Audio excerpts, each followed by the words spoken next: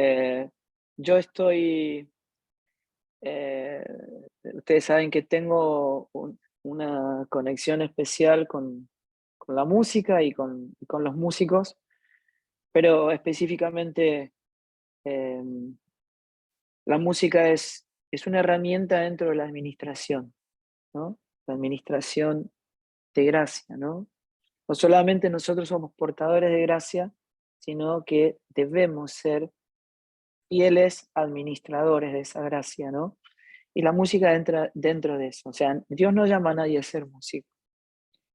La música es uno de los brazos, digamos, ¿no? De esta administración, que puede ser un medio muy poderoso para que la gracia llegue de manera poderosa, clara, pristina a la gente, ¿no? Que sea visto Cristo, el propósito, la gloria de su santo nombre, ¿no?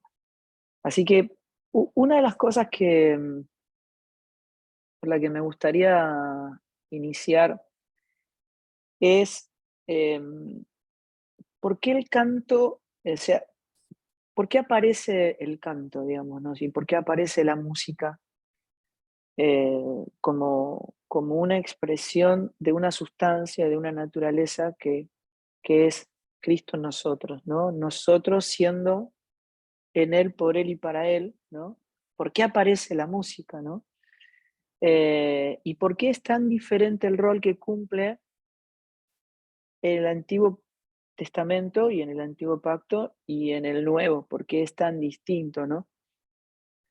Bueno, em,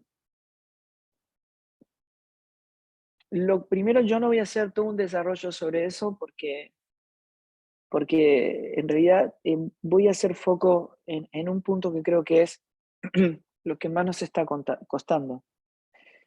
Pero necesito hacer un repaso para poder contextualizar lo que vamos a hablar. La categórica diferencia que hay en el nuevo pacto es que presenta una completa y total indiferencia en cuanto a la adoración como un culto externo. No, la adoración no está en una acción externa a la persona de Dios o a la persona de Cristo. Eh, sí reunimos, y es importante esto porque la iglesia debe reunirse, es una expresión de los apóstoles, ¿no? Ellos estaban juntos y unánimes por las casas y en el templo, compartiendo, partiendo el pan. Entre ellos, el escritor de Hebreos nos dice, no dejando de congregarnos. Y esto es un mandamiento porque es eh, la expectativa de un pacto, ¿no? Un pacto tiene límites y tiene expectativas, ¿no? La expectativa de un pacto es que Dios provee en Cristo un deseo y un obrar, un querer y un hacer. Que cuando nosotros estamos en Cristo, anhelamos todo lo que es Cristo. Amamos el cuerpo, anhelamos estar en el uno, expresarnos en el uno, disfrutar al uno.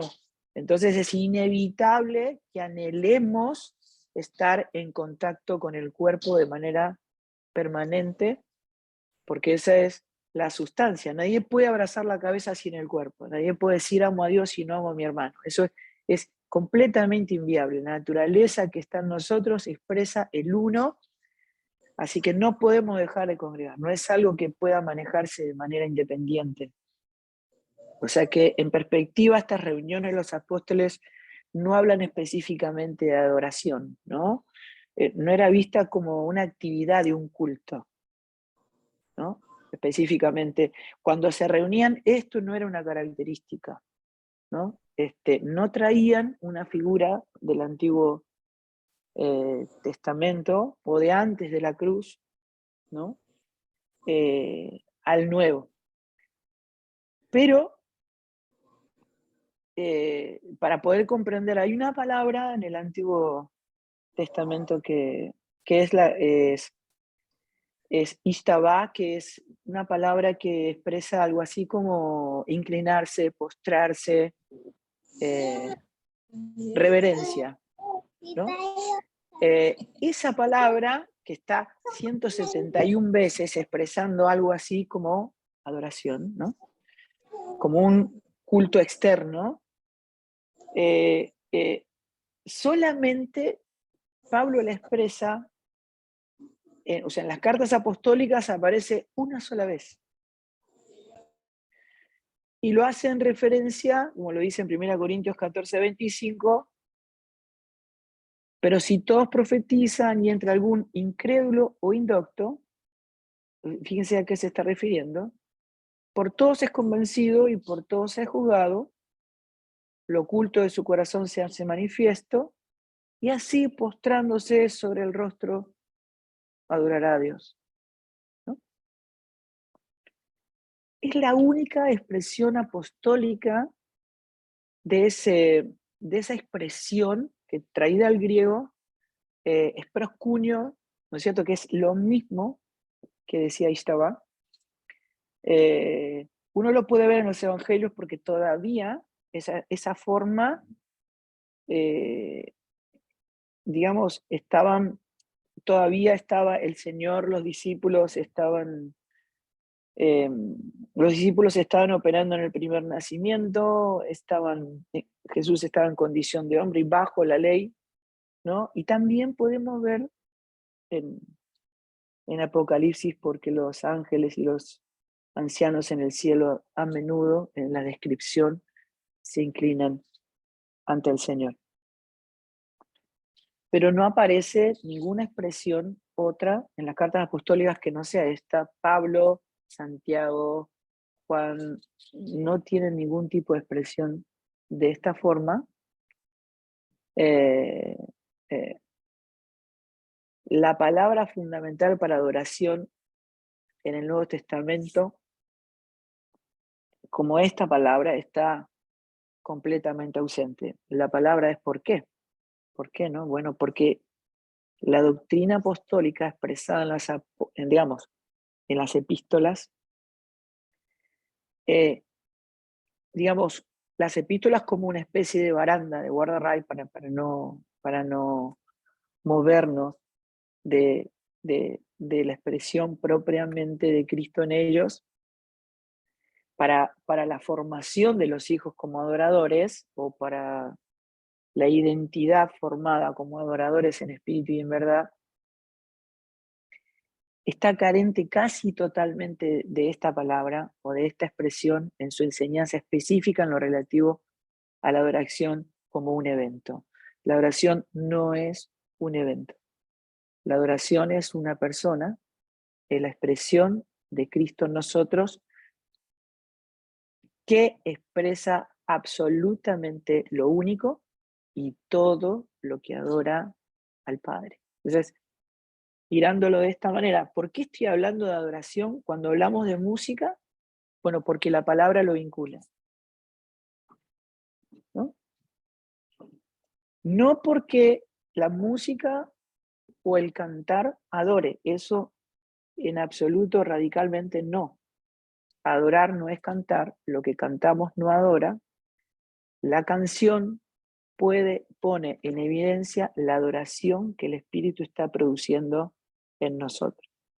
O sea, es un lenguaje que expresa un hecho que está ocurriendo en nosotros, que es la expresión de Cristo en nosotros, que es todo lo que adora el Padre. Entonces, si uno mira y trata de establecer una síntesis en relación a eso, es disfrutar, deleitarnos y expresar su gloria, ¿no? Y entonces uno lo puede ver claramente por qué está vinculado cuando el apóstol habla diciendo, hablen entre ustedes, o sea, sean llenos del Espíritu Santo, hay una medida de Cristo en ustedes y entonces hablen entre ustedes con salmos, himnos y cánticos espirituales. Es llamativo que el apóstol hace, en 3 oportunidades hace esta diferencia, ¿no? Salmos, himnos y cánticos espirituales. ¿Y qué más dice? Y bueno, y cantando y alabando al Señor en vuestros corazones, ¿no? Pero en referencia a la llenura del Espíritu. O sea, donde hay adoración, hay una expresión en el hablar, hay una expresión en el cantar, en todo lo que hacemos, en toda acción, en toda expresión de vida, se está manifestando una medida de adoración, que es Cristo en nosotros, ¿no? En Colosenses 3:16 dice, cantando con gracia en vuestros corazones al Señor, y otra vez el apóstol dice, con salmos, himnos y cánticos espirituales. No sé si entienden la diferencia, pero en todo caso después lo charlamos. Y tenemos algunos registros como lo que ocurrió con Pablo y Silas, ¿no?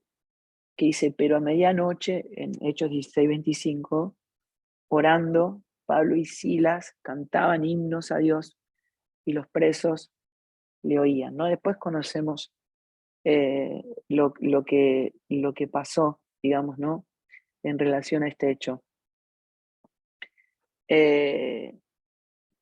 Pero esta es la forma de adoración que se ordena en el nuevo pacto, ¿no?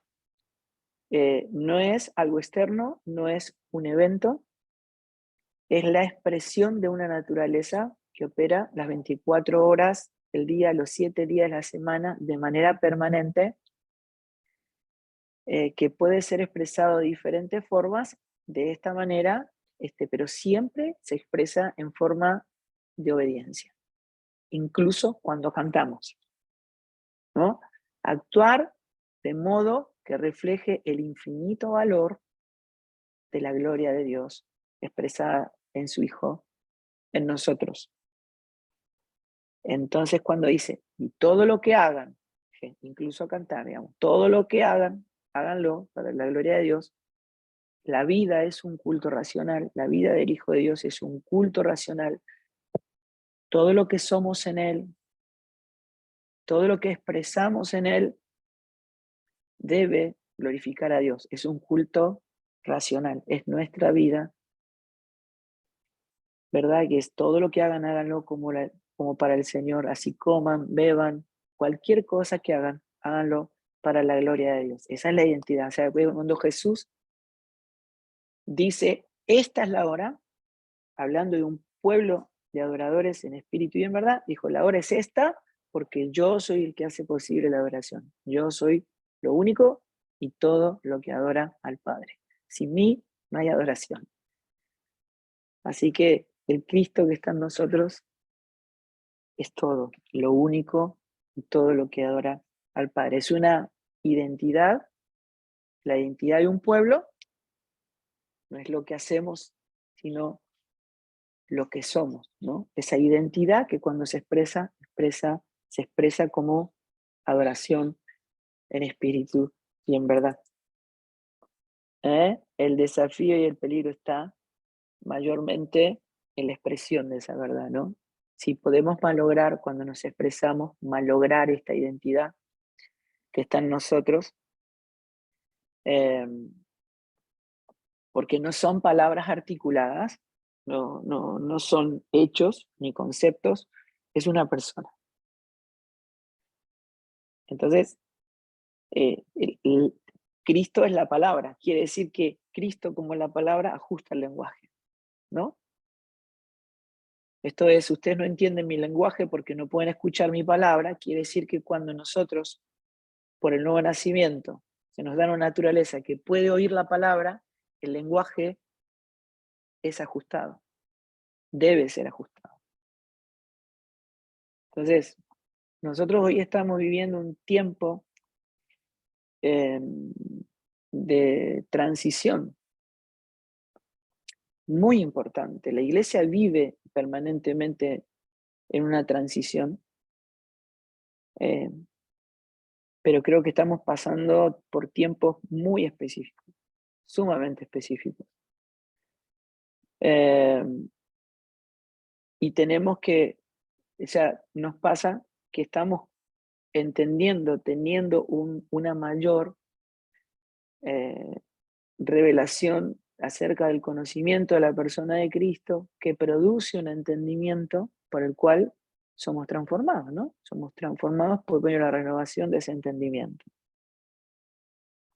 Pero ustedes lo saben bien, mayormente en las congregaciones que van recibiendo el entendimiento, después cuando cantan mayormente cosas que son contrarias o que no identifican la revelación de lo que Dios está trayendo mediante la persona de su Hijo y por la administración del Espíritu.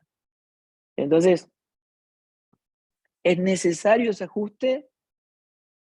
Ustedes son parte de esta generación que como una de las herramientas de identidad que expresa en Cristo en el cuerpo, sabemos que el lenguaje tiene que ser ajustado. Fundamental. Eh,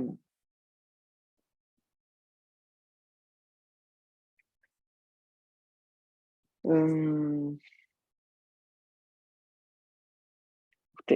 bueno, ustedes saben que algo que, o toda expresión que no es bíblica, que no es conforme a la palabra, o Cristo como la palabra, del cual las escrituras hablan de Él, y es perfecto y es eterno.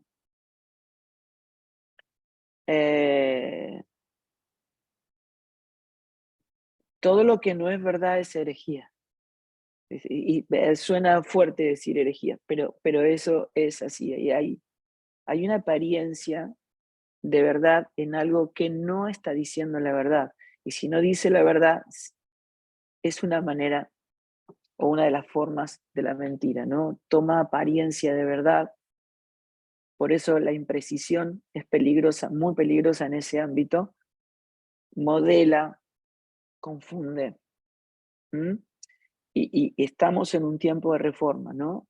Cuando hablamos de tiempo de reforma, estamos diciendo que Dios nos está llevando o posicionando en el Génesis del Dios eterno, ¿no? En el Génesis del Padre.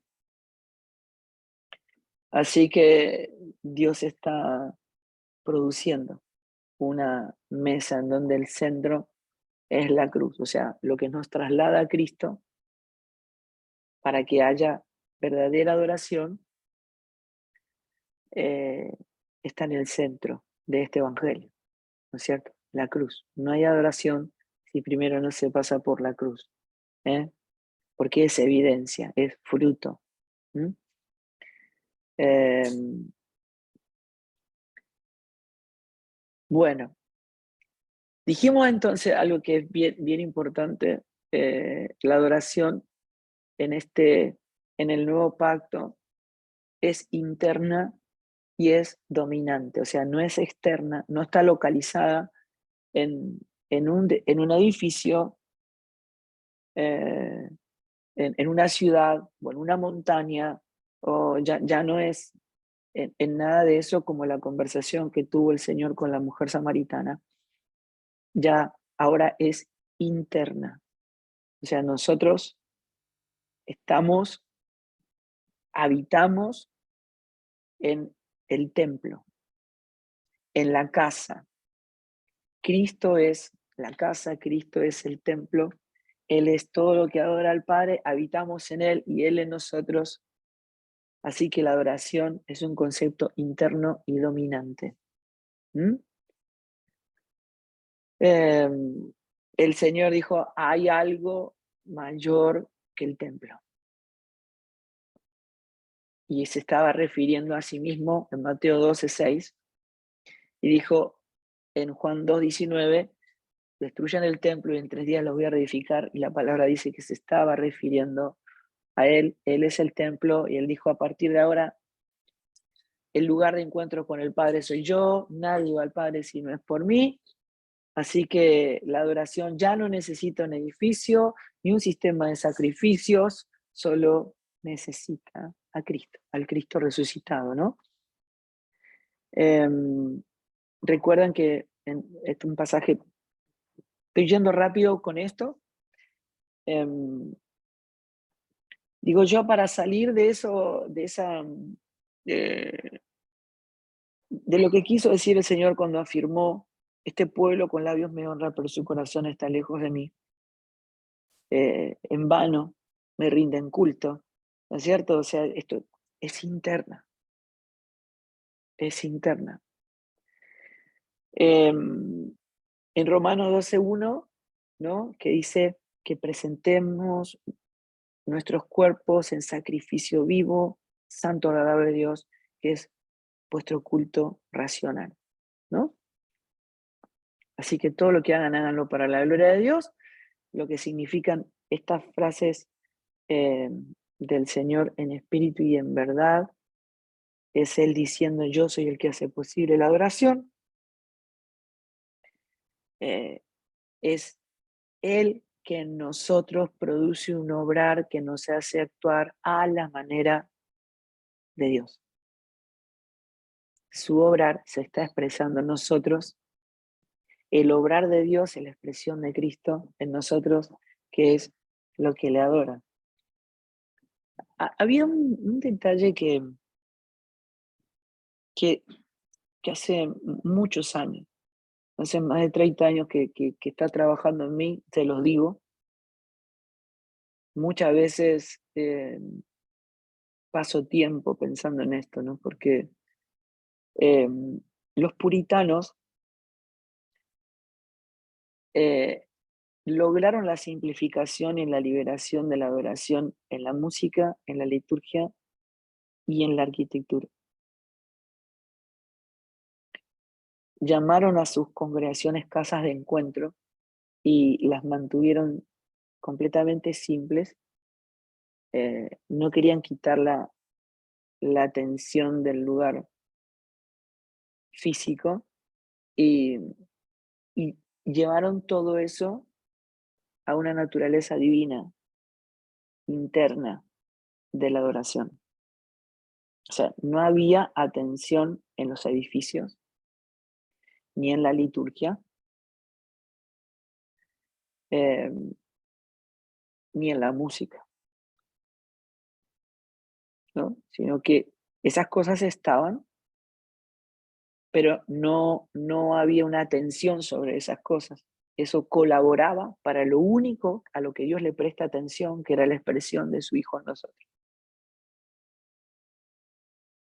Eso ya es algo que podemos extraer de la experiencia de los puritanos que llegaron a nosotros y durante mucho tiempo pensé y analicé cómo llegar a esa expresión, porque en definitiva, mayormente cuando hacemos nuestros cultos, eh, el deseo de querer disfrutar el culto, nosotros,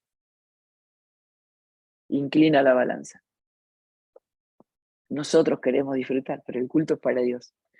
Y ahí están lo que Dios anhela ver de nosotros y lo que nosotros anhelamos de lo que llamamos culto o adoración o alabanza, o lo que nosotros, cuáles son nuestras expectativas sobre lo que va a ocurrir cuando la iglesia se reúne. Pero el que tiene expectativas de lo que Dios ya proveyó es Él, no nosotros, digamos, ¿no? Entonces, eh, tenemos que entender que la oración no puede estar contaminada por ningún aspecto del logro personal, ni de talento, ni de capacidad. Eh, y esto es importante porque todo camino es importante por el destino al que te conduce, ¿no? O sea, cuando nosotros avanzamos, tenemos que entender cuál es la llegada, o sea, a qué llegamos. Es si todo el propósito de Dios es que Cristo sea formado en nosotros, porque eso es lo que adora, o sea, la identidad de un pueblo de adoradores es Cristo formado en ese pueblo, ¿no? Entonces, eso es lo que determina la fisonomía, la identidad de la iglesia que adora a Dios, ¿no? Em, o sea, nada ocurre en nosotros en forma de acción, sino de fruto, de evidencia, de vida. O sea, porque hay una vida, hay un fruto, hay señal de vida, señal de resurrección. No es por una mera acción, no es vamos a hacer esto para Dios, sino que ocurre en forma de fruto y una confianza que no está en, en, en lo que creemos que podemos hacer. No está en nuestro talento y en nuestra capacidad, sino que está radicalmente centrada en Cristo, en nuestra completa dependencia de Él. Acá hay una bisagra muy clara y muy fundamental, por eso lo importante de esto es poder reconocer el fruto. Y quienes Dios le permite administrar de manera corporativa es que hay que garantizar el fruto de los que ejercen dones, ¿no? Hijos que actuarán como es expresado en Hebreos 10:34, que dice, por ejemplo, aceptaron con gozo el despojo de sus bienes, escuchan, ¿no? Sabiendo que tienen para ustedes mismos una mejor y más duradera posesión. O sea, amados, cuando ustedes vean a alguien que gozosamente son despojados de sus bienes, porque en su espíritu entienden que hay una mayor y más duradera posesión en Cristo, están gozosos a pesar de todo lo que fue perdido o quitado o despojado, ahí hay fruto. Hijos que van a enfrentar el maltrato, el odio, la injuria, la exclusión por causa de Cristo, sin embargo, se van a gozar gozosamente, ¿no? En ese día, el día de salvación, porque su recompensa es grande en el cielo. O sea, cuando ustedes vean, hermanos, que sin importar las circunstancias, que el posicionamiento de su gozo es una persona y no las circunstancias, ahí hay fruto.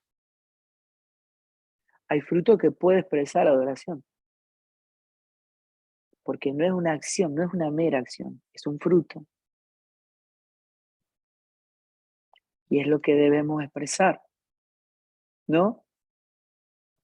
La pregunta que nos debemos hacer es, ¿se pueden ver en ellos la belleza y el valor de Cristo? Podemos preguntarnos, ¿anuncian en su espíritu las inescrutables riquezas de Cristo? Podemos preguntarnos, ¿hay adoración cuando podemos decir, como Pablo, todo lo cuento como pérdida por el inmenso valor de conocer a Cristo Jesús, mi Señor? O sea, estamos tratando con hermanos que con gozo eligen perderlo todo por el valor del conocimiento de la persona de Cristo.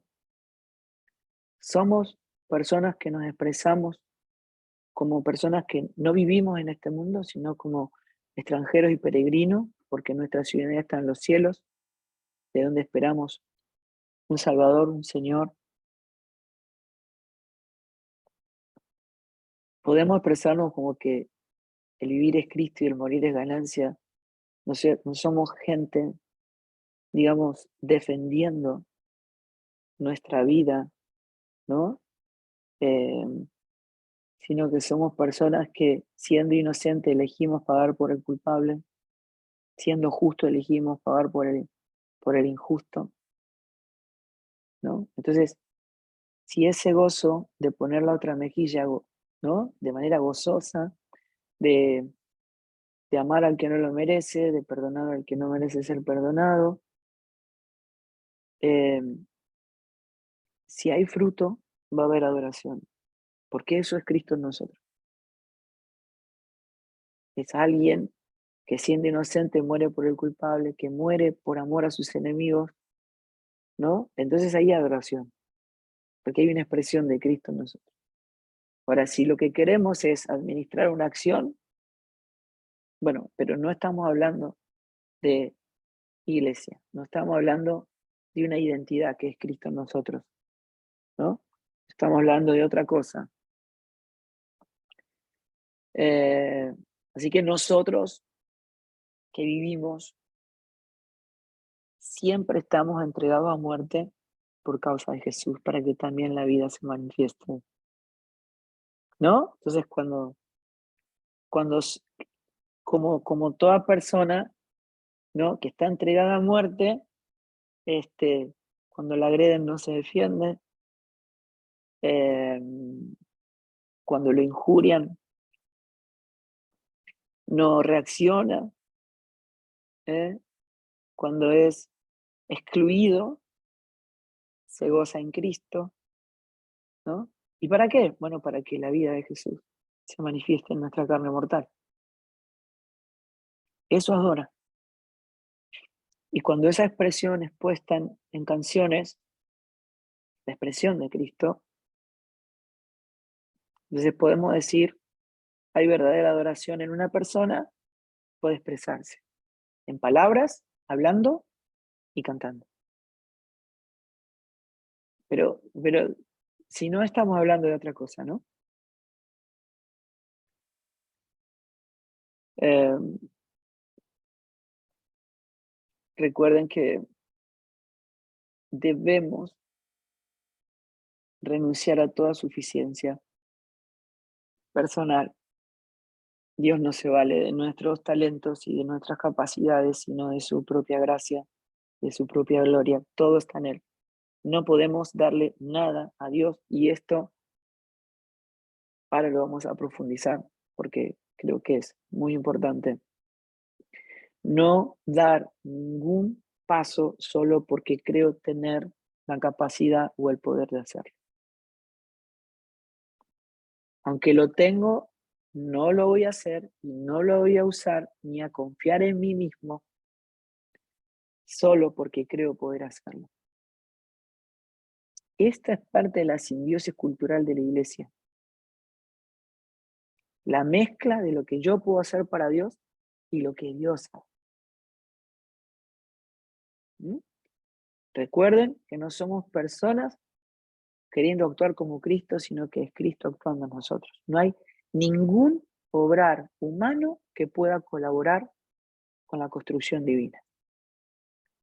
Nada. Todo obrar es obrar divino. Es el obrar de Cristo en nosotros. ¿Mm? Todo obrar que salga de nosotros de manera independiente del gobierno de Dios nos arroja en los brazos de Satanás, como lo hizo con Adán, ¿no? Es esa independencia, decir, lo puedo hacer yo mismo, busco mi propia gloria, me independizo de Dios, ¿no? Y yo creo que en gran parte la adoración se puso de moda cuando le encontramos el atractivo personal. Creo que ese posicionamiento de los grupos de alabanza que apareció en los 90 y que se fue perfeccionando con el tiempo, le puso un brillo, un atractivo que fue muy difícil después despojarse uno mismo, ¿no? Cuando tiene atractivo para mi carne, todo se convierte en una batalla dentro nuestro, ¿no? Yo a veces digo, si yo pudiera poner todo eso, o podríamos estar los hermanos que participan de esta acción de la iglesia, de este mover de la iglesia, atrás de una frazada enorme donde nadie se puede ver. Solo Cristo se ha visto, solucionaría un montón de situaciones en nuestro corazón para entender eh, esta cuestión de cuántas veces llegamos a temblar, digamos, viendo lo que somos delante de Dios, ¿no? y decimos muchas veces, si Dios no quiere, no lo voy a hacer, pero en el fondo pensamos que lo podemos hacer muy bien, ¿no? Así que sorprende las veces que actuamos, pensamos y decimos hacer cosas ignorando que Él es quien lo tiene que hacer en nosotros, ¿no? Que es por su buena voluntad, no es por nuestra buena voluntad, todo ocurre por su buena voluntad, no hay una voluntad humana que pueda colaborar, ¿no? Este es el peligro de los hombres con almas desarrolladas por demás, ¿no? Que tienen esa apariencia de colaboración, de bondad, serviciales, pero si no es Cristo quien está produciendo ese obrar, estamos en un verdadero problema y traemos ese problema al cuerpo. Eh, Recuerden, cuando Dios no gobierna, no es el móvil de la obra de Dios, no es el móvil de la construcción divina. Eh, una persona bella, dotada de un cerebro claro, sano, criteriosa, eh, con buenas condiciones administrativas, podemos decir, si esta persona se convirtiese, qué buen aporte sería para la iglesia, ¿no? ¿Cuántas veces pensamos de esa manera? Pero, ¿de dónde vienen esos dones naturales que tiene esa persona? Bueno, por cierto, no provienen del nuevo nacimiento. Sin embargo, pensamos que eso puede colaborar, pero están operando en el primer nacimiento. Nada de eso puede adorar a Dios. Todo eso está en una naturaleza que expresa exactamente lo contrario, ¿no? Todo lo que es nacido de la carne, carne es. ¿Mm? Por eso es necesario que sea nacido del Espíritu, y con todo lo que es nacido del Espíritu, ¿no es cierto? Y si hay un don, y si hay un talento que Dios ha provisto, tiene que estar en completa sujeción a esa voluntad gobernante divina de Dios para que lo exprese a Él. Y no, yo, porque encima, y lo digo siempre, los evangélicos hemos creado un ambiente que admira al talentoso y casi reproducimos un montón de situaciones tan parecidas a como lo anhela el hombre natural, carnal, como el mundo lo hace. Eh, Sé que no suena agradable, pero es verdad. Eh, Muchos cuando van a Dios cambian sus intereses personales por la gloria de Dios. O sea, esto yo ya no lo hago para mí, lo hago para Dios, pero lo que no cambia es la fuente. O sea, yo antes lo hacía para el mundo, ahora lo hago para Dios, pero no cambió la fuente, soy yo quien lo hace. ¿Eh? Si no cambiamos el 100, no es Dios quien produce. Eso no es adoración. Eso no es servicio. Eso no es un obrar divino. Por más que tenga buenas intenciones, no ha cambiado la fuente. ¿Eh? Ese poder, si no proviene de la fuente que es Cristo, no es poder de Dios. Puede impactarnos, puede emocionarnos, pero no puede estar vinculado a su obrar divino. Y no es que ese talento sea malo, ¿no? Solo que si no proviene de la fuente del Espíritu de Dios, no es movido por la divina voluntad gobernante de Dios, va a ser un impedimento para lo que Él procura manifestar y producir en nosotros como su pueblo, como sus hijos, ¿no? Entonces, ¿cómo Dios corta esta expresión humana en la carne? Bueno, tiene que haber muerte y resurrección. Identificar la naturaleza a la que pertenecemos y estar completamente abrazados a la cruz, crucificados juntamente con Él, para que no sea yo, sino que sea Cristo quien se está expresando en nosotros, ¿no? Estoy yendo a la fuente porque quiero llegar a destino. Si esto ocurre, entonces vamos a ser libres de ese yugo de actuar por iniciativa propia para ser devueltos al vínculo original de vivir bajo la dependencia de Dios, ¿no? De su obrar divino, porque así es como fuimos creados, en Él, por Él y para Él, y recibimos todo de Él, ¿no? Si uno se pregunta cómo cultivo ese temor a Dios, ese asombro, ¿no? Yo digo, ¿qué es alabanza? Bueno, uno alaba todo lo que admira, ¿no? Eh, todo lo bello, todo lo hermoso, ¿no?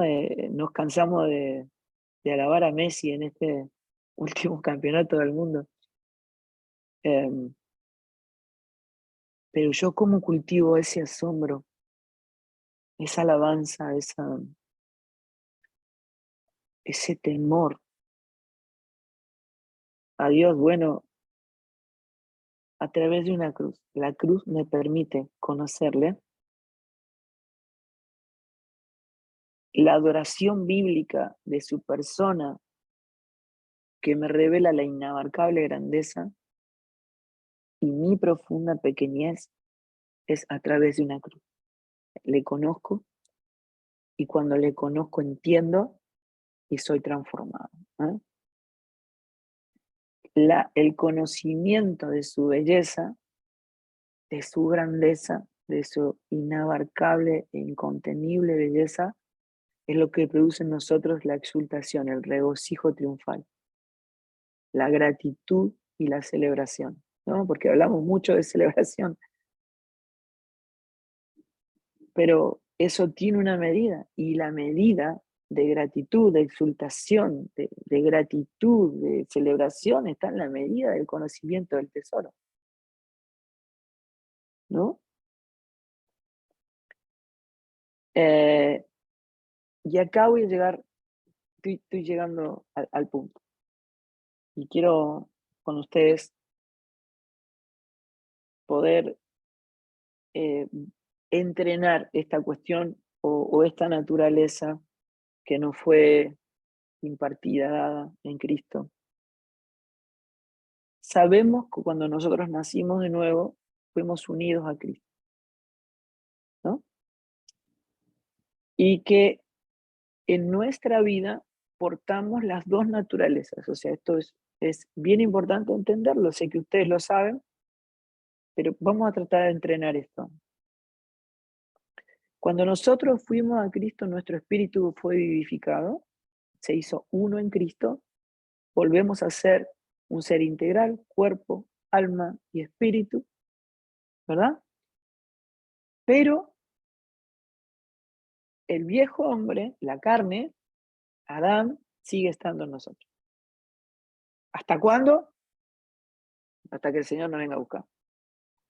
Así que Pablo dice, muchachos, Adán está en ustedes, la carne sigue en ustedes, la ley del pecado mora en ustedes, así que a partir de ahora, la lucha es hasta que el Señor nos venga a buscar contra la carne.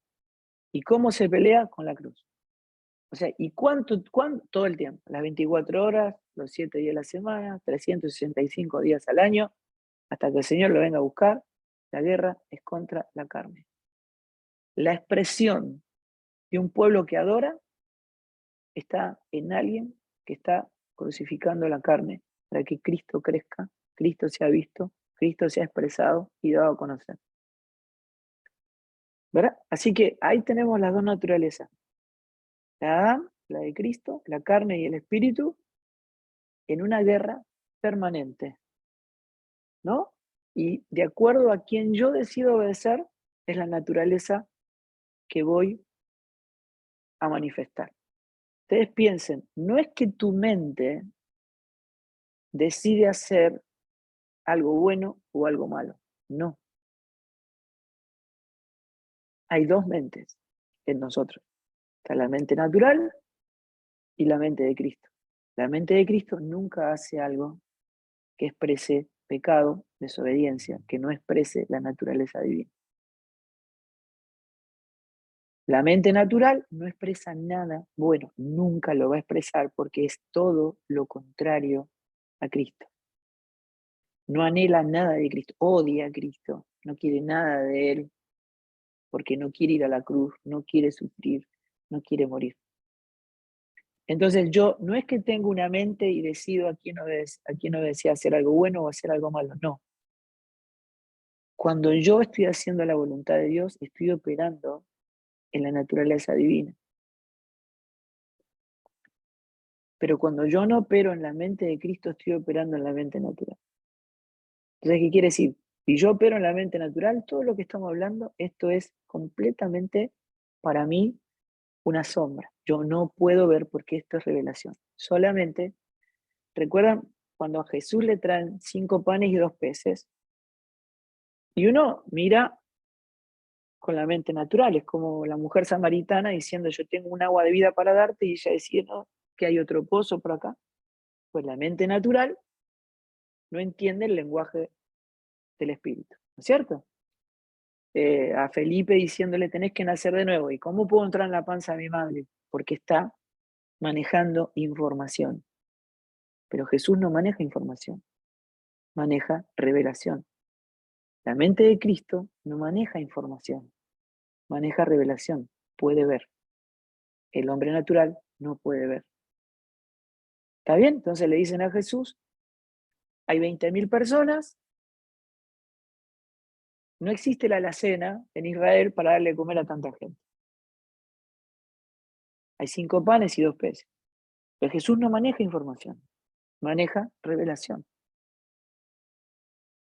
5 panes y 2 peces era muchísimo más que suficiente desde la perspectiva divina. Entonces, cuando operamos en la mente de Cristo, vemos, pero todo lo que está en el ámbito natural es sombra de lo eterno. No se olviden, lo natural es sombra de lo eterno. No ve, no entiende, no percibe, no puede ver.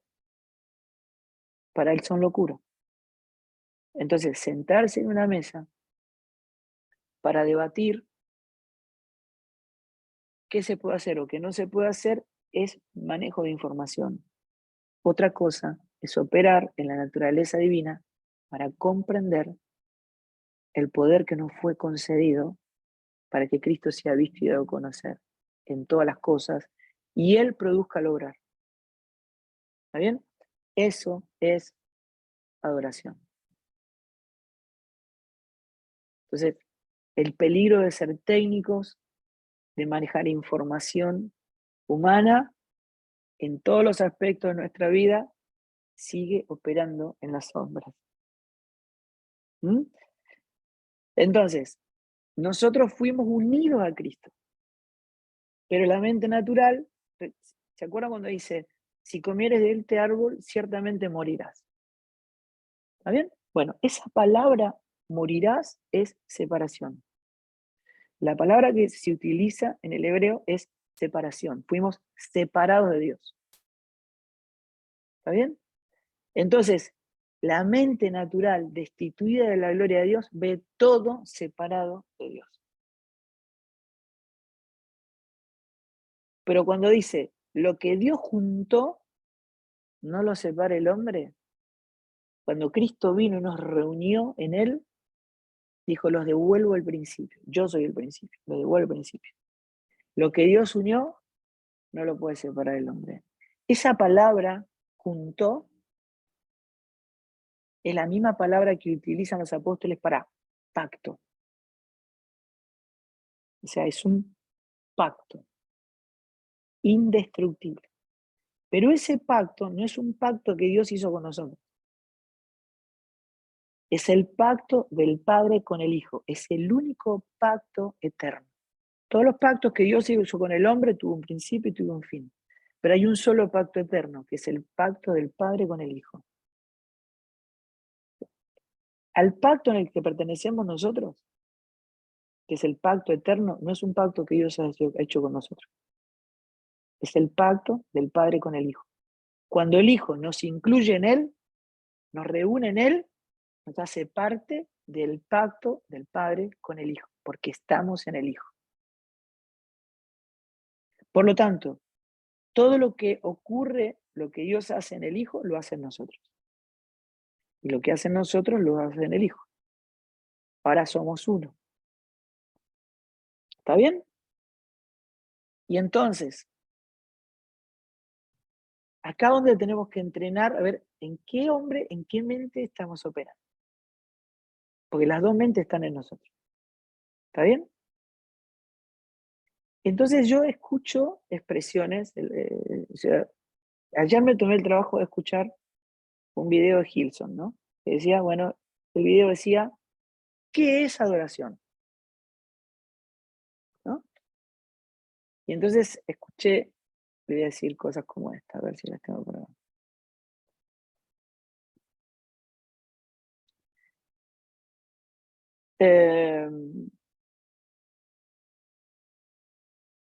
Es darle a Dios todo de corazón.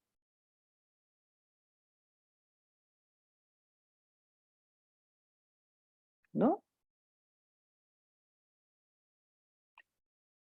Si lo hacemos de corazón, Dios lo recibe y le adora.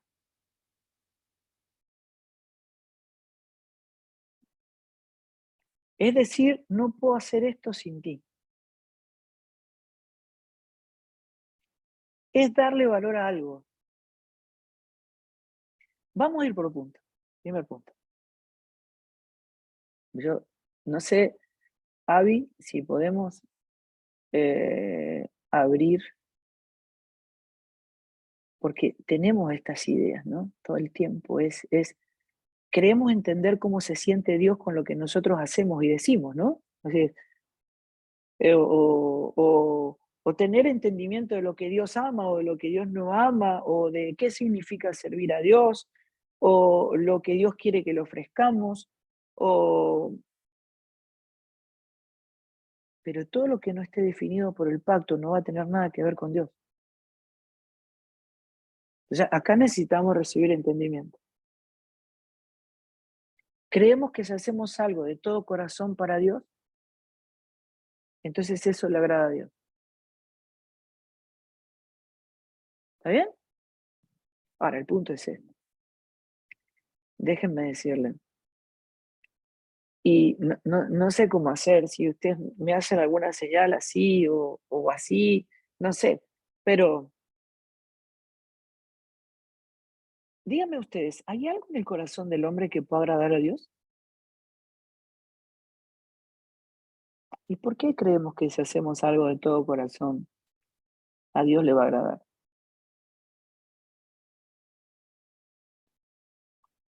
En el hombre natural no hay absolutamente nada, pero absolutamente nada, porque el hombre natural es sustancia. O sea que el hombre se convirtió en pecado. O sea, el pecado y el pecador son una misma cosa. O sea, el hombre peca porque reproduce su misma sustancia. Se convirtió en enemistad, en oscuridad con Dios. El hombre natural no puede hacer nada que agrade a Dios, absolutamente nada. Y entonces, ¿qué hizo Dios? Bueno, nos dio su corazón. Y yo les daré un corazón nuevo. Sacaré su corazón de piedra. ¿Se acuerdan eso que el Señor dijo? Moisés se lo permitió por la dureza de su corazón.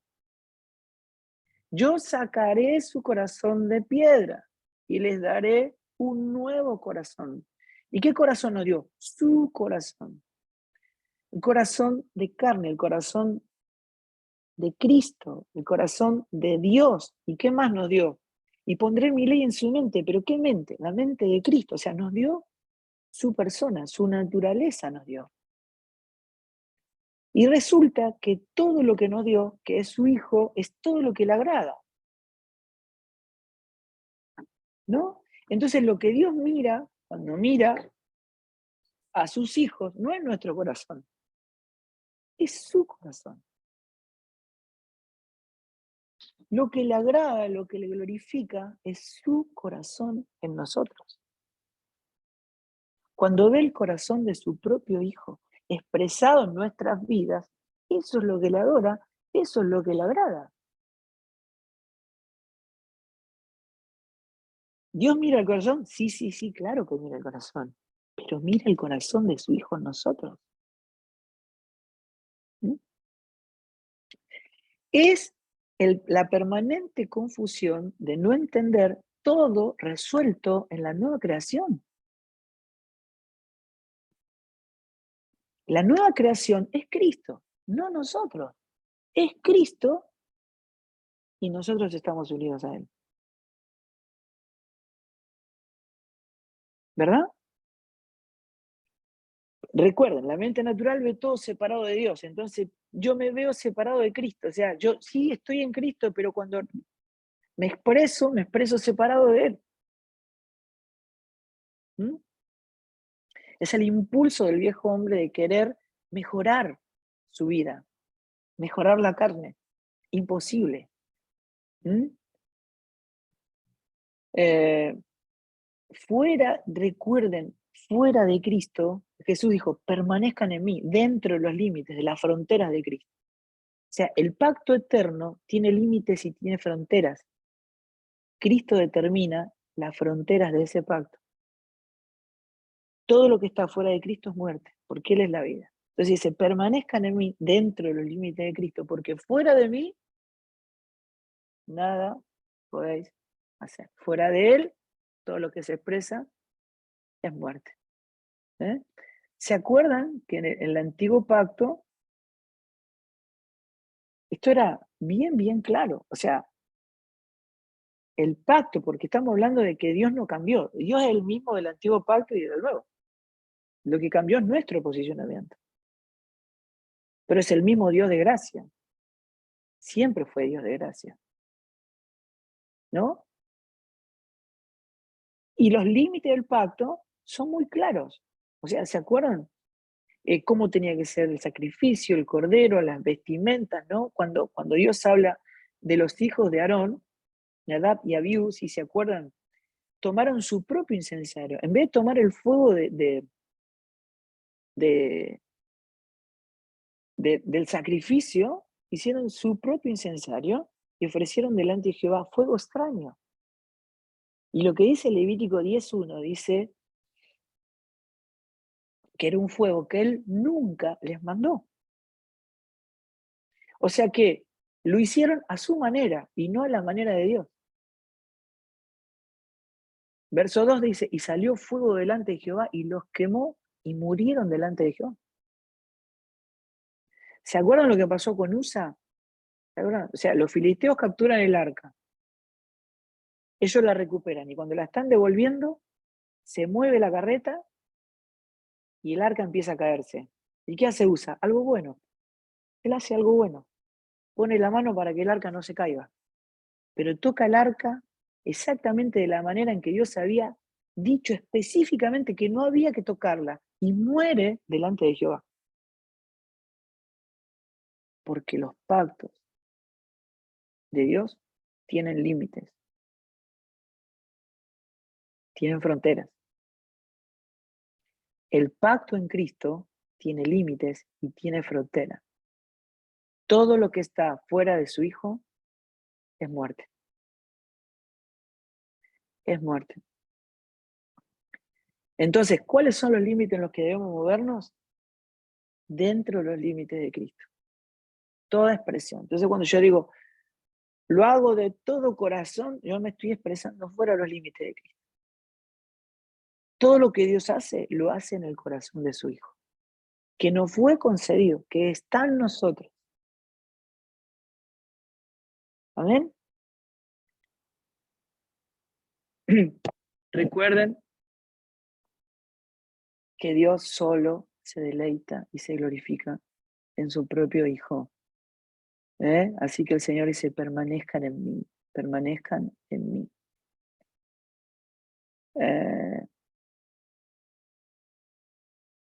Claro que por supuesto que para el hombre natural esto es una mala noticia, porque nadie puede explicar el nuevo pacto, porque el nuevo pacto es una persona, es Cristo. Eso lo revela el Espíritu Santo, ¿no? Entonces por eso es necesario nacer de nuevo. Y entonces dice en Jeremías, yo le voy a dar un corazón nuevo, yo voy a escribir en él, ¿no? Cristo, la palabra, ¿no? Y el nuevo corazón, y pondré mi espíritu dentro de ustedes. Voy a quitar el corazón de piedra, voy a poner el corazón de carne. Ese corazón va a hacer que ustedes amen mis mandamientos, mis estatutos y los pongan por obra. ¿Verdad? O sea, Él produce el querer y Él produce el hacer por su buena voluntad. ¿No?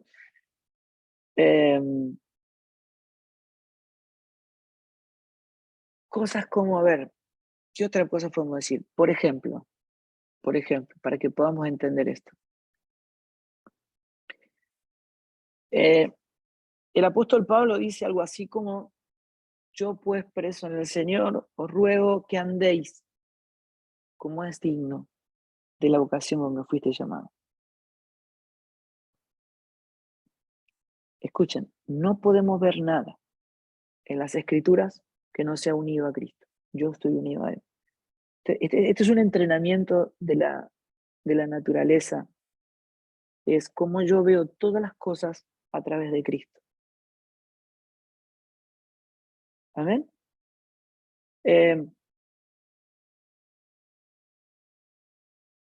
Les digo, por ejemplo, algo.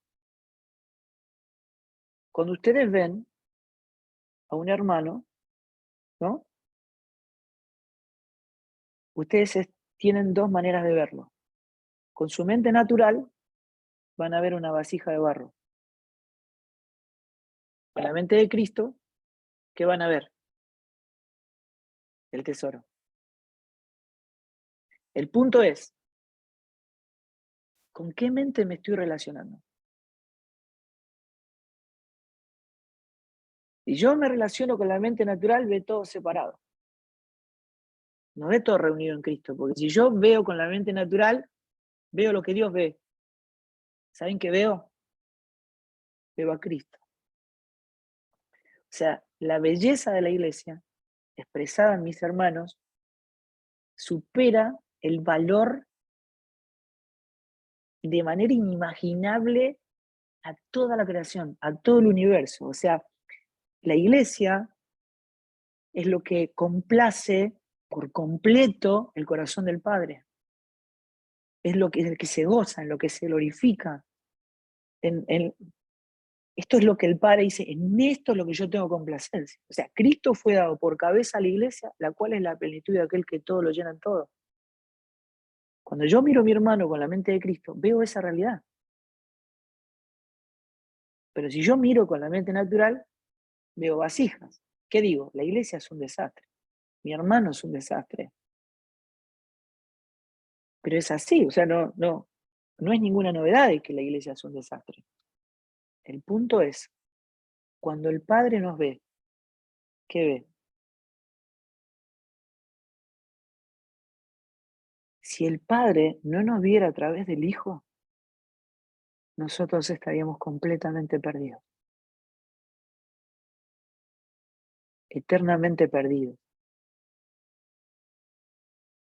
Pero la solución que Dios proveyó, por su amor infinito, es vernos a través de su Hijo. Cuando Él nos ve a través de su Hijo, nos ve como alguien que nunca pecó, porque su Hijo fue justo de la eternidad a la eternidad. Eso es justificación. Nos ve santo, porque estamos en el santo. Nos ve puro, porque estamos en el que es completamente puro. Nos ve perfecto, porque estamos en el perfecto. Ahora escuchen. Comprendiendo esta realidad, yo daba un ejemplo acerca de un matrimonio o lo que está reunido en Cristo, ¿no? Pues la gloria del matrimonio es que son uno. Y ese uno expresa la relación de Cristo con la iglesia. Cristo como el esposo, la iglesia como la esposa. ¿Está bien? Que son uno. La gloria es que son uno y expresan por completo la persona de Cristo, que es todo lo que glorifica al Padre. ¿Está bien? Entonces, la gloria del matrimonio es que expresa la relación de Cristo con la iglesia, siendo uno. Entonces yo digo, suponete que a vos te regalan un diamante de 100.000 millones de dólares, sos el tipo más rico del mundo, paso al otro día por tu casa y te digo, che, ¿y el diamante? Vos decís, lo tiré, no me gustaba la cajita. La caja, tío, ¿de verdad? ¿En serio vos tiraste el tesoro de infinito valor por la caja que lo portaba? ¿Vos vas a menospreciar al Cristo el tesoro porque no te gusta el barro en el cual está el tesoro? Yo hablo con un hermano y le digo, ¿cómo está tu esposa? Él me dice, no, yo ya no estoy con ella porque no me gustaba la vasija, de verdad. El tesoro estuvo siempre ahí y vos nunca lo viste, nunca lo viste, siempre actuaron en la carne, en la mente natural. Vos todo el tiempo te propusiste mejorar la vasija en vez de que esa vasija se quebrante para que el tesoro que es la relación de Cristo con la iglesia sea vista. ¿Vos te preocupaste por mejorar el barro? ¿La menospreciaste porque no te gustó el barro? Porque el barro no es para mejorarlo, no es para embellecerlo, es para quebrantarlo, para que el tesoro sea visto, ¿verdad? La mente de Cristo nos permite ver como Dios ve, valorar lo que Dios valora, desear lo que Dios desea, vivir, actuar y expresarse a la manera de Dios. ¿Amén? Ahora yo lo llevo a esta cuestión. Cuando Pablo dice, os ruego que andéis como es digno de la vocación con la que fueron llamados, y esto llévenlo a todo lo que estamos hablando, y a lo que ustedes van a expresar en el ámbito donde Dios los introduzca, como músicos, como hijos, como adoradores en espíritu y en verdad. Os ruego que andéis como es digno de la vocación con la que fueron llamados. ¿Qué sería ser digno? ¿Qué sería ser digno de la vocación con la que fuimos llamados?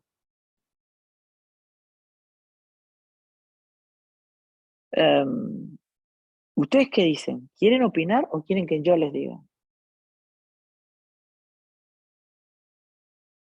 Ahí estoy viendo algunos mensajes. Bueno, ¿simplifico? ¿Quieren que simplifique o quiere alguno decirle algo? Ok. El punto es este. Nunca, jamás, nosotros vamos a ser dignos. Nunca.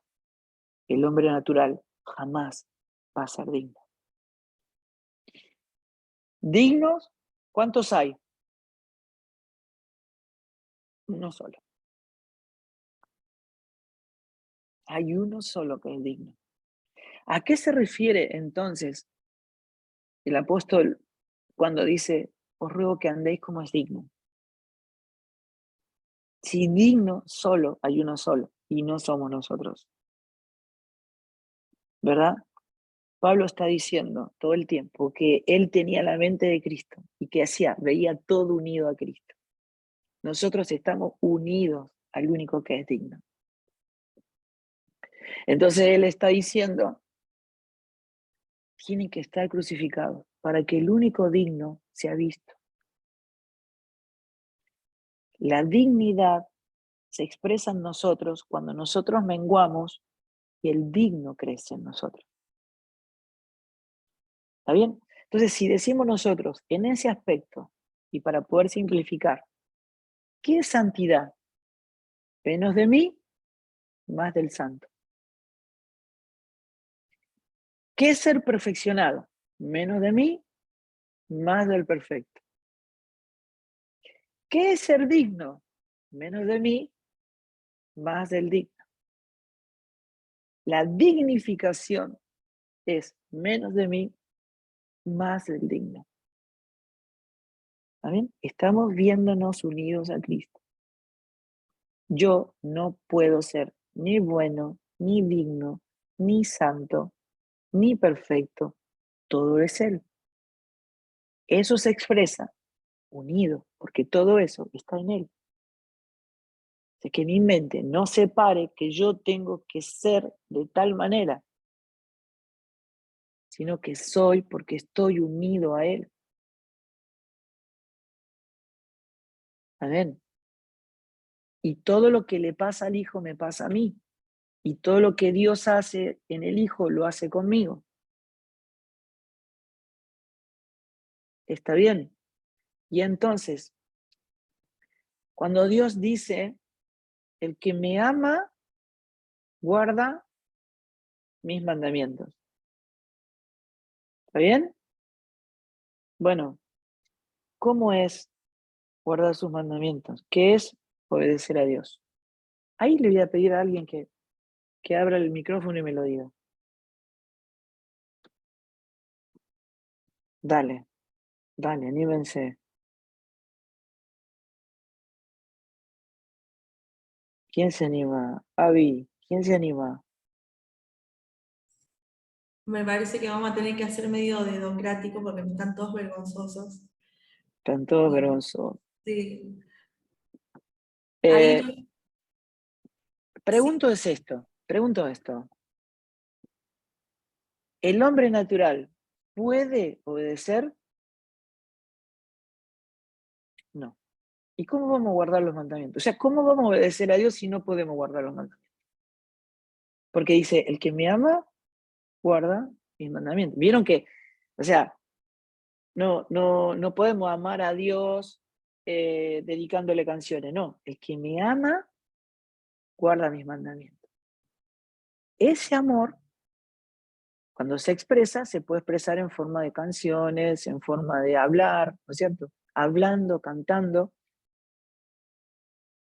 pero no es lo que canto lo que ama a Dios, sino la obediencia. Adoración es obediencia. Pero el hombre natural, yo, Fabián, no puedo obedecer. El punto es, estoy unido a Cristo. ¿Qué dice Romanos 10:4? Todos los mandamientos se cumplen en Cristo. Cristo es el cumplimiento de todos los mandamientos. O sea, ¿qué quiere decir? Que la expresión de la voluntad de Dios expresada en mí, el cumplimiento de todos los mandamientos se expresan en mí cuando yo menguo y se expresa el obediente. Yo no puedo obedecer. La obediencia se expresa cuando yo menguo para que se exprese el Cristo obediente en mí. ¿Qué quiere decir? La obediencia es conferida. No podemos obedecer. Es conferida. Cristo es el obediente. Cristo no hace nada que no sea la voluntad del Padre. Cuando Él se expresa en obediencia al Padre. Él ama la voluntad del Padre y expresa la obediencia del Padre. ¿Qué es eso? El querer y el hacer. El deseo y el obrar de Dios. Y más vale que el obrar de Dios sea precisamente Cristo en nosotros, porque si no en vano trabajan todos los edificadores. Es Él. quien construye la casa, Él quien produce el obrar, es Él quien hace la edificación divina, no nosotros. No podemos obedecer. Cristo, expresándose en nosotros, expresa por completo la obediencia a todos los mandamientos. En Él se cumple toda la ley. ¿Amén? ¿Qué puede venir en esa expresión de nosotros? Pero entonces yo no toca hacer nada, ¿no? Porque yo ya sé que están pensando eso. No, justamente. ¿En qué dice los apóstoles que debemos esforzarnos? Esfuércense en la gracia. Esfuércense en la gracia. ¿Qué quiere decir? Den a conocer esta realidad que está operando en ustedes. Eso es lo que hay que hacer. O sea, manifestar al Cristo obediente, digno, santo, perfecto, glorioso en nosotros para que el mundo le vea y sea salvo por él.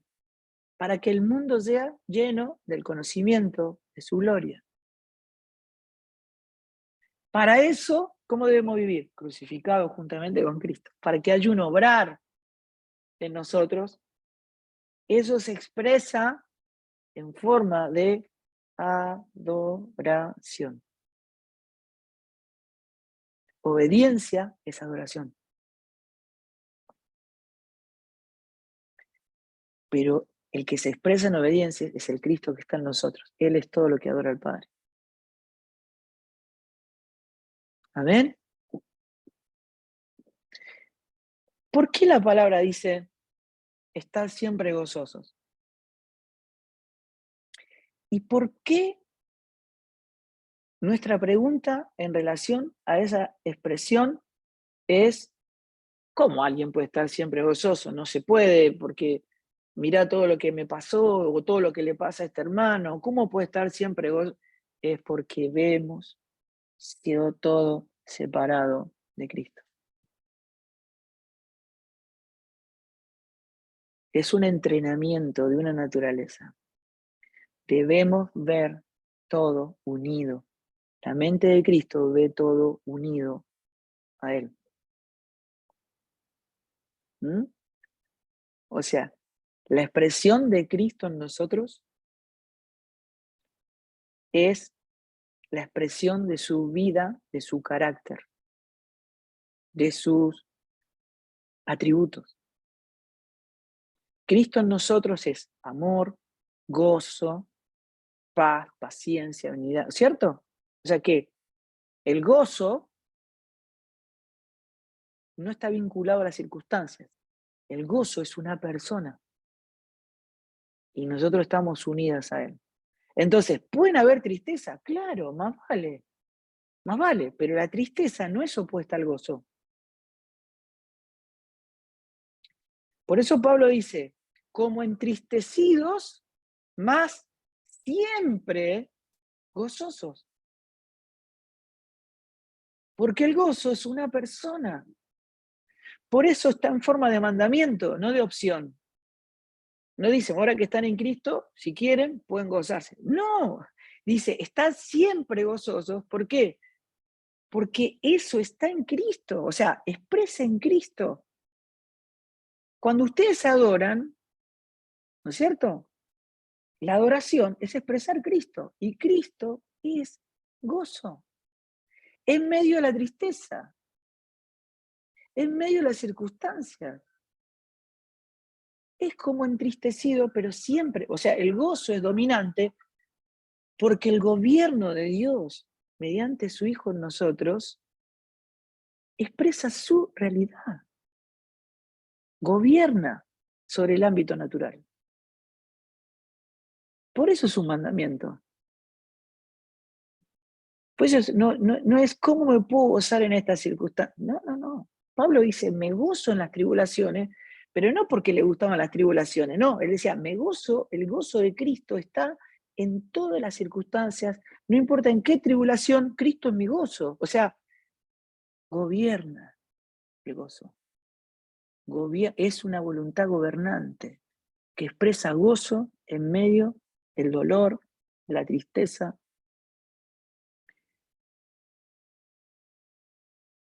Es la expresión apostólica de quienes habían entendido que tenían la mente de Cristo, que portaban la naturaleza divina, ¿no? Entonces, ¿nosotros podemos glorificarle? Definitivamente no. Cristo es todo lo que glorifica al Padre. O sea, el abordaje es, yo tengo que menguar para aquel que es lo que glorifica al Padre sea expresado. No es lo que hago, no es lo que digo, no, sino que es lo que soy en Cristo. Cristo en mí produce un obrar y produce un deseo. ¿Mm? Eso es lo que glorifica al Padre. ¿Mm? Escuché frases como esta en el video de Hilson. Cambiar de auriculares. ¿Me escuchan ahí? ¿Me escucha? Ok. Como debemos cultivar la gratitud. No es algo que nosotros podamos cultivar. Es que cuando yo veo a Cristo, cuando su corazón está siendo expresado en mí, la gratitud es la expresión de su naturaleza en mí. No, escuchen, esto es el problema de ver todo separado de Cristo. Le reconocemos y le damos lugar a Dios como tal. Esa es otra de las frases. No, disculpen. Nosotros no le damos lugar a Dios. Cristo tiene la preeminencia en todo. Y no es porque nosotros se la demos. O sea, Dios no está en nuestra agenda. ¿Cuántas veces escucharon ustedes, tenés que poner a Dios primero en tu vida? ¿De dónde sacaron? ¿Quién dijo eso? ¿A quién se le ocurrió?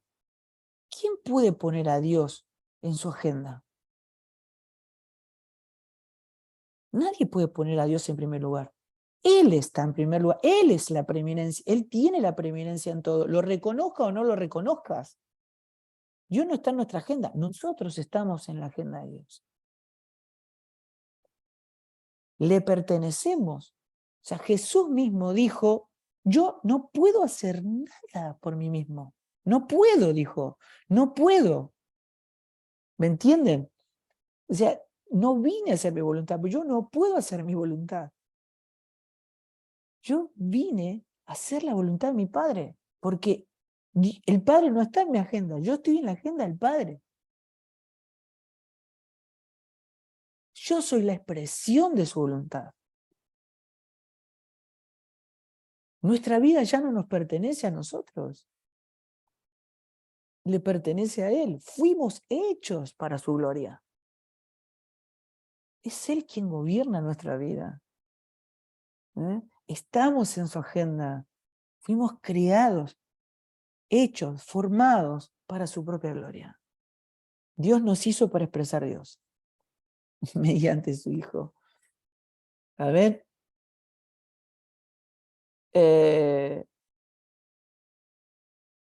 Queremos darle, dijo, adoración es darle todo. Disculpen, no tenemos nada para darle a Dios.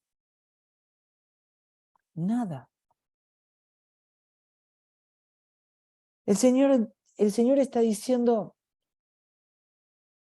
¿ustedes creen que me pueden dar? Yo no como becerros, no como cabritos, dice Dios. ¿No es cierto? Ustedes me quieren dar eso, pero mía es toda bestia del campo. O sea, ¿cómo le podemos dar a Dios lo que es de Él? Si todo es de Él, ¿qué le podemos dar nosotros? Absolutamente nada. Eso no es adoración.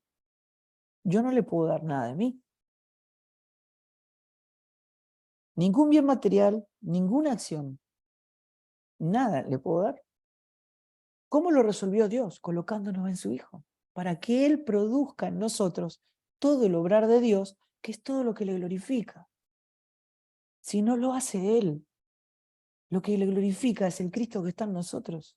Y Él produce el obrar. Él es el todo de Dios, no nosotros. Amén. Entonces, ¿qué anhela ver de Dios de nosotros? A su propio Hijo. No espera otra cosa. Él es todo lo que me complace, dice el Señor. En Él tengo complacencia. Amén.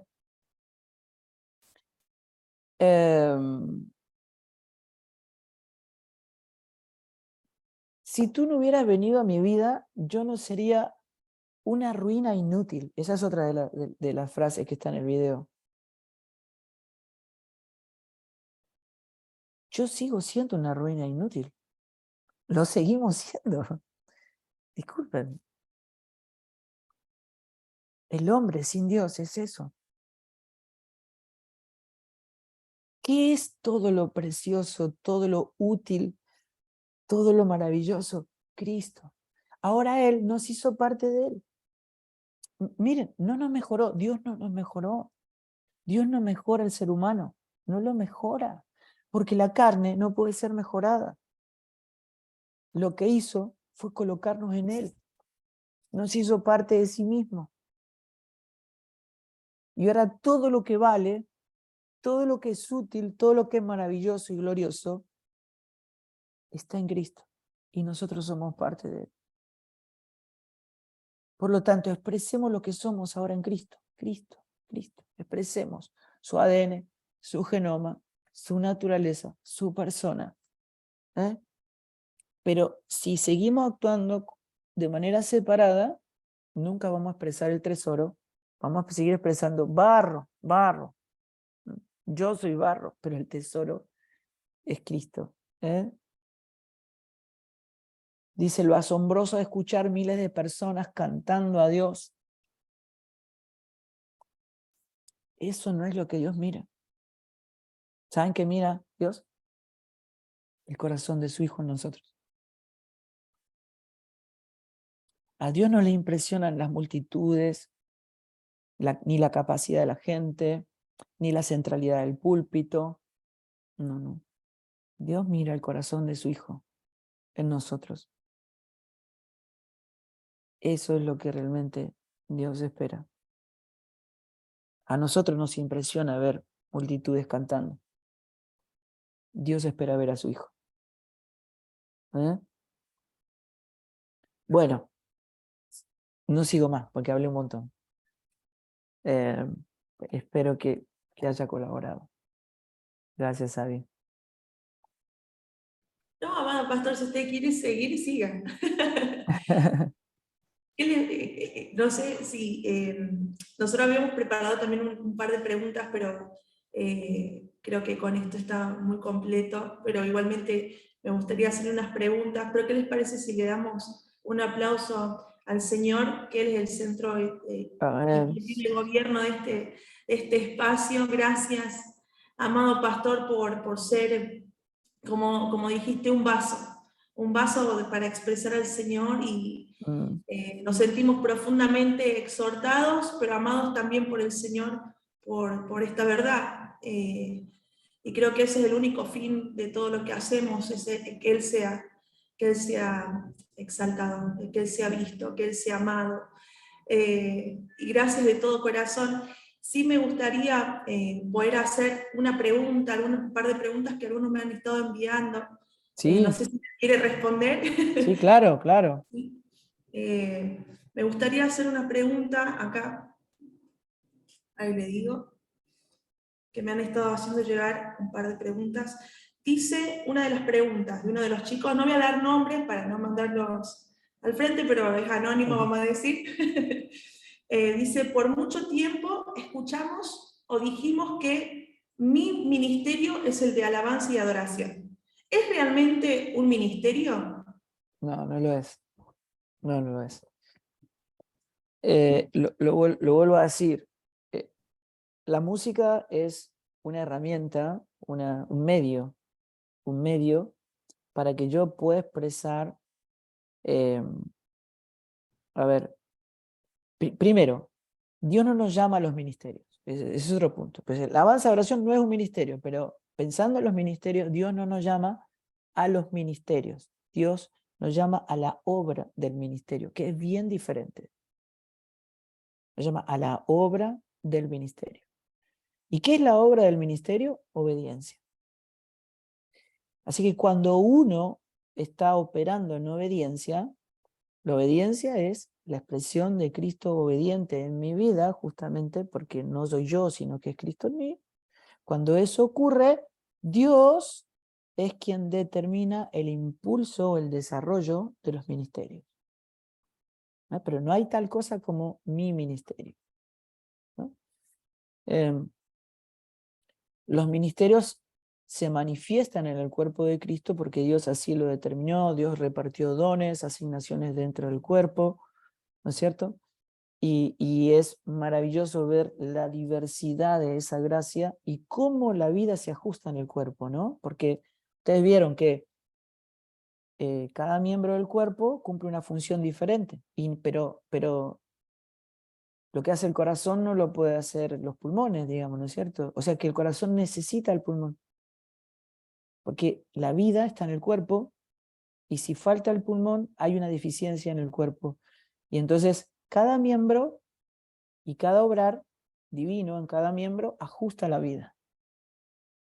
Entonces, no hay un obrar independiente. No hay que Dios haga algo de manera independiente en el cuerpo. Dios lo que hace, lo hace en el cuerpo, pues la vida se expresa ahí. Para eso repartió dones, para que no falte y no haya una deficiencia en la vida. Entonces, los ministerios son fundamentales. Pero se expresan, o sea, cada miembro responde a una sola voluntad, que es la de la cabeza. No hay miembros con voluntades independientes. Todos responden a una voluntad gobernante, que es la cabeza, que es Cristo. Entonces, cuando yo respondo en obediencia, Dios manifiesta la actividad del miembro, o sea, la actividad del ministerio. Eso es puntualmente a lo que debemos entender. Por eso, si yo soy músico, quiero estar en esta expresión de alabanza de oración. Eso no es básicamente la forma, ¿no? Sino que más bien soy yo expresando a Cristo y Dios impulsando los ministerios, ¿no? En obediencia y Dios impulsando los ministerios. O sea, Dios puede llevarte a una actividad del cuerpo que no sea lo que vos estás queriendo hacer. Porque no se trata de que Dios haga lo que yo quiero, sino de que yo me entregue a lo que Dios quiere, a su voluntad, ¿no? Es por su buena voluntad, no por mi buena voluntad. Esta cuestión de que hay hermanos que se manifiestan o se expresan entre nosotros de manera voluntaria, ¿no? Y lo que uno le pide va y lo hace, digamos, ¿no? Y está siempre voluntarioso, pero nada de lo que Dios hace se expresa por nuestra buena voluntad, sino por su buena voluntad. No es lo que yo quiera hacer para Dios, sino lo que Dios quiere hacer en mí y a través de mí para la expresión de su propia vida en el cuerpo, en la iglesia, ¿no? Wow, gracias, amado pastor.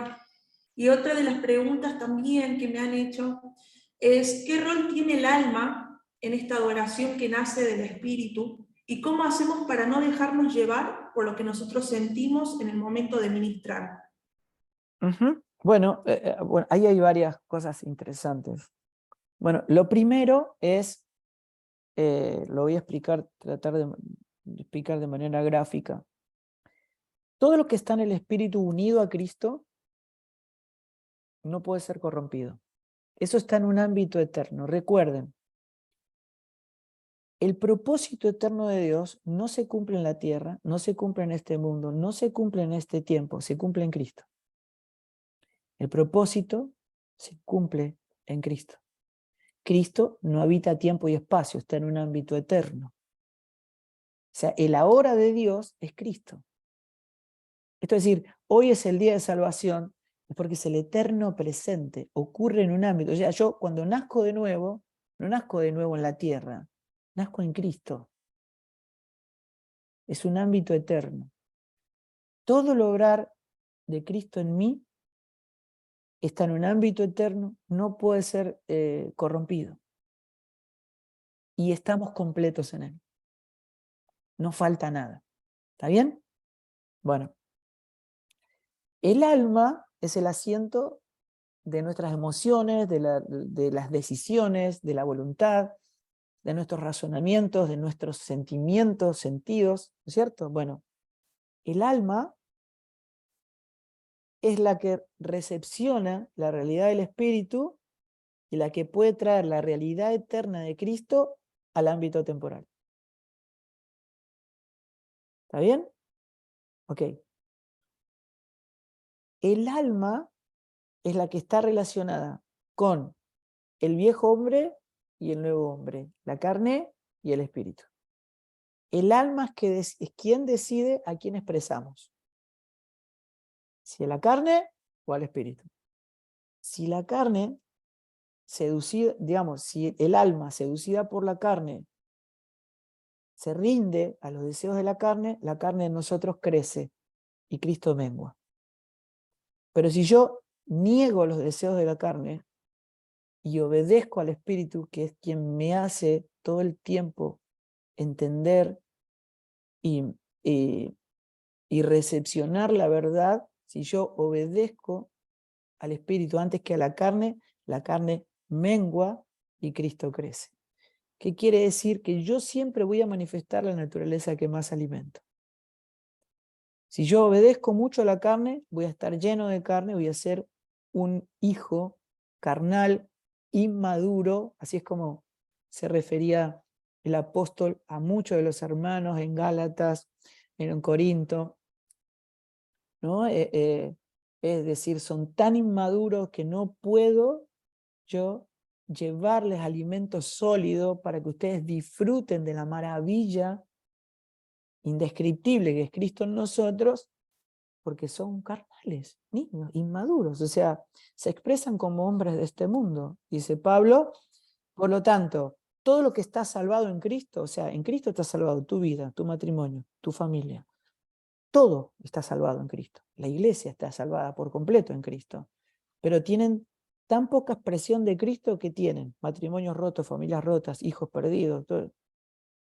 Entonces, la falta, digamos, del crecimiento de Cristo, o sea, el reinado de la carne sobre nosotros es carísimo, rompe toda nuestra vida estando en Cristo. O sea, estoy en Cristo, pero es tan poca la medida de Cristo en mi vida, hay tanta carne, soy tan carnal, tan inmaduro, que no puedo disfrutar de esta realidad eterna de Cristo completo, ¿no es cierto?, en mi vida. Entonces, el alma cumple esa función. El alma es la que decide si Cristo es formado en mi vida y disfrutar de todo lo que Él es en mi vida en el ámbito temporal.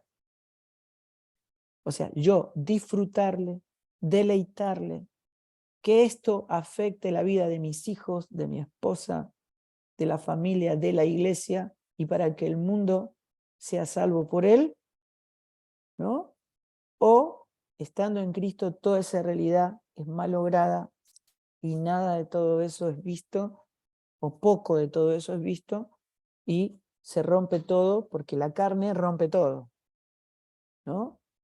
Separa todo de Dios, ¿no? Entonces, hay que identificar al incrédulo del carnal, del cristiano carnal, ¿no es cierto? La diferencia fundamental entre el cristiano carnal y el incrédulo es que el cristiano carnal, aunque es inmaduro, no quiere pecar.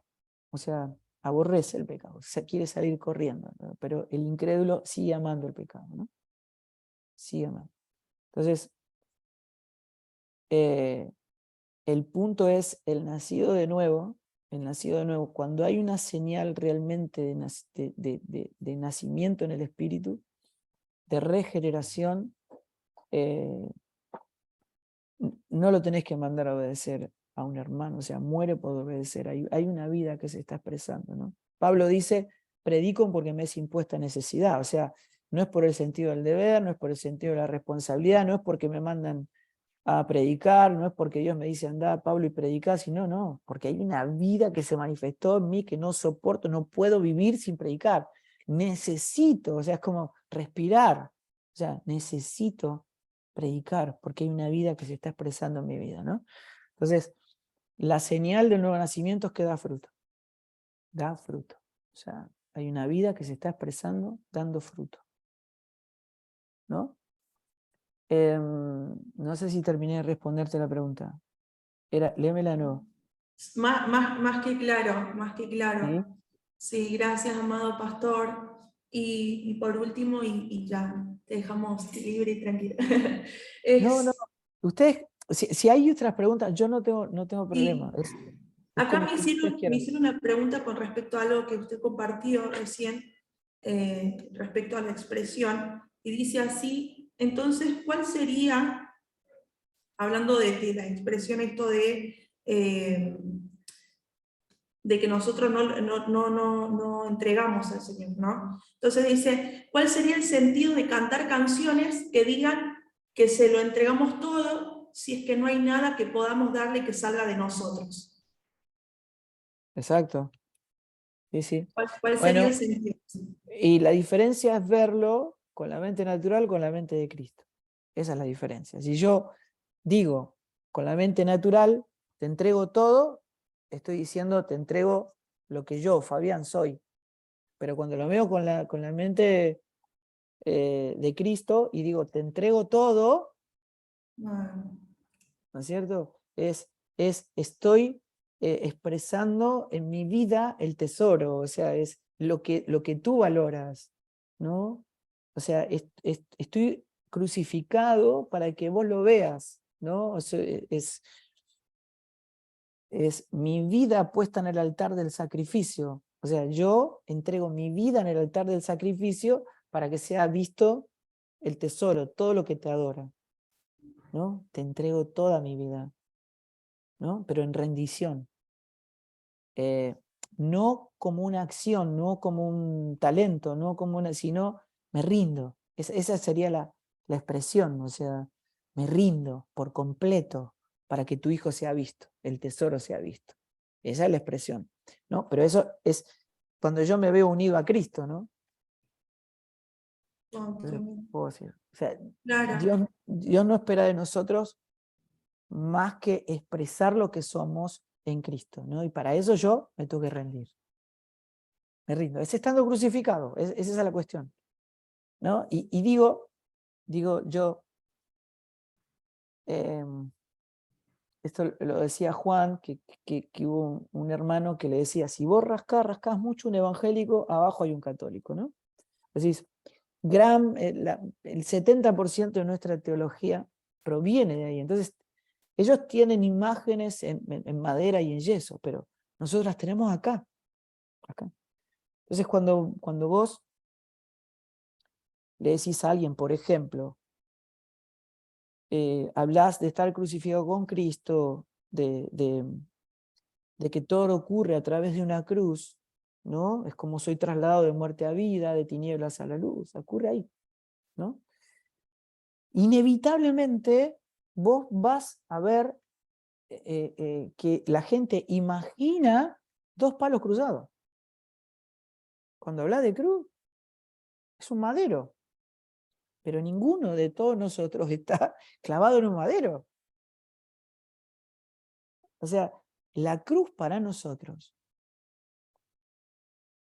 es un estado de rendición para que el poder de Dios obrando en nosotros esté modelando a su Hijo en nosotros. Ese es el obrar. El que estuvo crucificado fue Cristo. Y ese es un hecho consumado porque nosotros estábamos en Él. Fuimos crucificados juntamente con Él.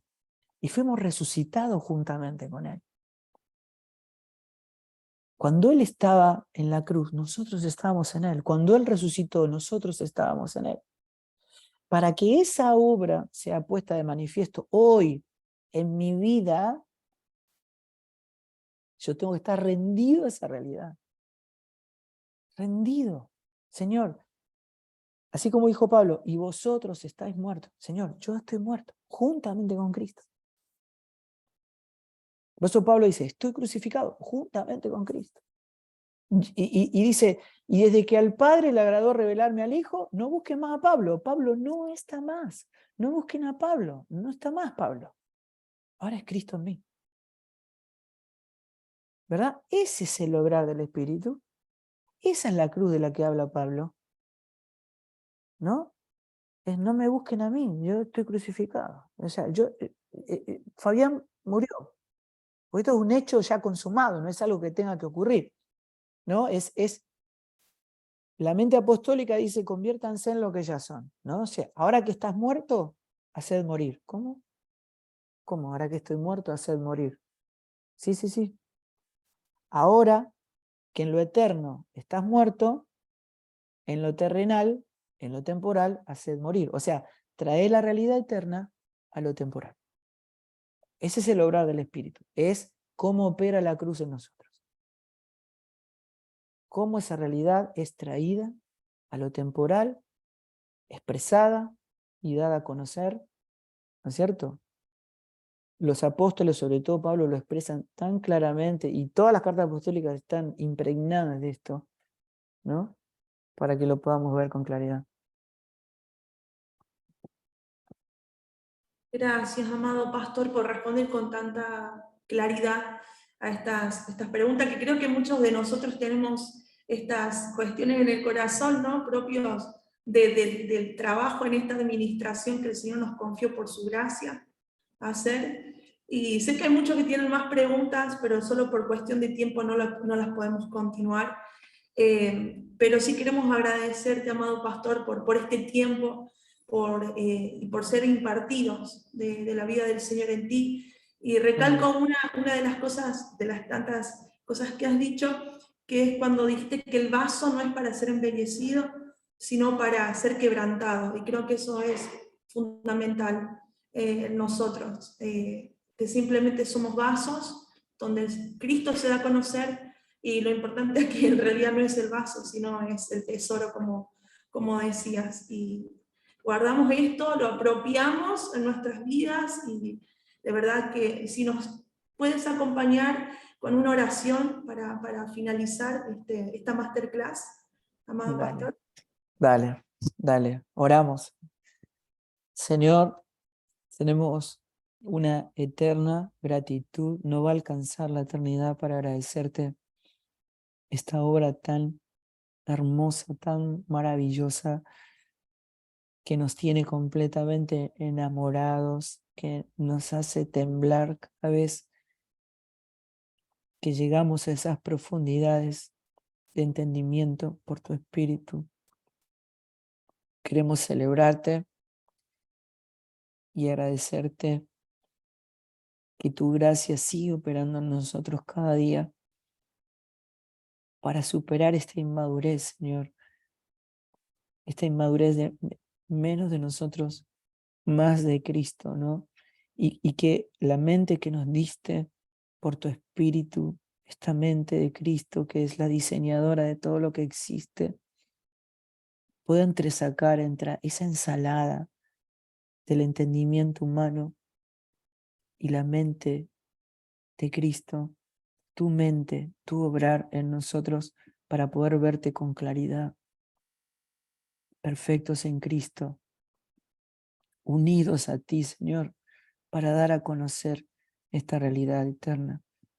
Te celebramos, te bendecimos, que todos los que participaron de este encuentro, Señor, avancen en esta revelación, Señor. No quites tu mano de cada uno de ellos hasta lograr tu propósito. Te celebramos y te bendecimos en el nombre de Cristo Jesús. Amén. Amén. Gracias, Señor. Gracias nuevamente, Pastor. Y gracias a todos los que han estado, que están ahí. Hay un equipo gigante de Venezuela. Gracias a todos por estar, los de Colombia, Miami, California, a todos los que están de Houston, que se han hecho parte de distintas provincias de Argentina, de México, a todos nuestros hermanos mexicanos y de tantos de Perú también. Gracias a todos por estar, de España.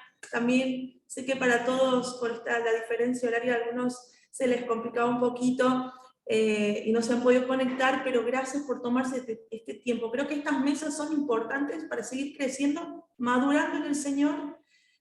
Así que nosotros lo que vamos a hacer es abrir, acá le vamos a compartir por la pantalla, un QR, ¿sí? Para que se unan a un grupo por Telegram, donde vamos a estar avisando cada vez que hayan estos tipos de encuentros de masterclass que son enriquecedores. No sé cuántos quedaron de verdad con deseo de más. Yo quedé con el deseo de más, como que se me pasó volando las 2 horas. Necesito como 2 horas más. Pero ahí le vamos a compartir el QR, no sé si está disponible ahí, podemos saber, para que todos puedan. Creo que también en el mail lo tenían, los que quieran ser parte y unirse, si los pueden escanear el QR ahí, y unirse, van a empezar a recibir información, seguramente en estas semanas, en estos días de próximas masterclass, en las que vamos a seguir siendo edificados en el Señor.